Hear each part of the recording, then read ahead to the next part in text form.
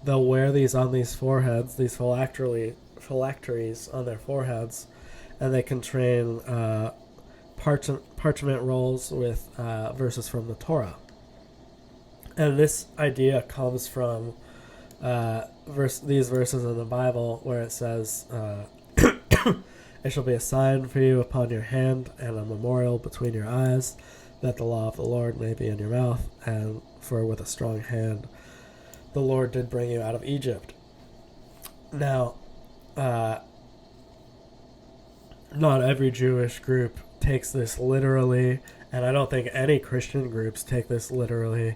It's more a figurative view of what this is saying, but many Jews do take this literally. Orthodox Jews do take this literally, and so they wear these black boxes on their foreheads. Now, what's interesting about this is this verse, like these verses, what it's talking about here, does tie in with the mark of the beast. So this is Revelation 13. It says, "And he causeth all, both small and great, rich and poor, free and bond, to receive a mark in their right hand or in their foreheads. And no man will be able to buy and sell, save if he have the mark, or the name of the beast, or the number of his name. Here is wisdom. Let he that hath understanding count the number of the beast. For it is the number of a man, and his number is 666. A score is 20. If you're unfamiliar with this language. So it's 666 in the KJV. But yeah, it does. That's I didn't even know about the Teflon until I was working on this video. But it is really interesting because I had known about these verses, and the only context I had was the connection to the mark of the beast. It does seem to be referencing this idea of like taking the law, like instilling it, between your eyes, so it's like you never forget it or something. Like I don't know what to make of this. But this is where the Bible famously references 666. It is in reference, it seems, to these other verses which speak of, how you shall bind them as a sign upon your arm, and it shall be a totafot between your eyes. What does this mean? I don't know. I really don't know what to tell you guys. Really interesting though. I don't know what's going on with this. I don't think that the Teflon is a secret symbol of Saturn though. But I don't know what to make of this. So yeah, there's my video though. We'll continue talking about these things, digging more into Ike, the ITNJ, Gabe Hoffman, some of these kind of controversial figures that I think are kind of misleading people that are seeking the truth. So guys, if there's any videos, or any video, sorry, I'm really off right now. Kind of sick. If there's any questions though, hit me up real quick here. I'll try to answer some.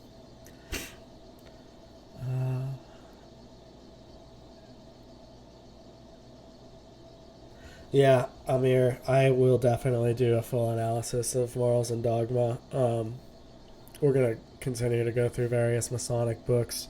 After I finish my series on the Masonic origins of America, we'll just start a series where we go through a lot of Masonic books, both by Masons and anti-Masons, and just start really digging into analyzing all the important works in the history of conspiracy. It doesn't look like the chat is super active though right now, so I'm gonna head out, guys. I feel pretty crappy. Hopefully that didn't affect the quality of this video. I think we covered a lot of really important stuff here, a lot of really interesting connections. So yeah, we'll see you guys soon. I hope you all have a great day, and thank you for watching.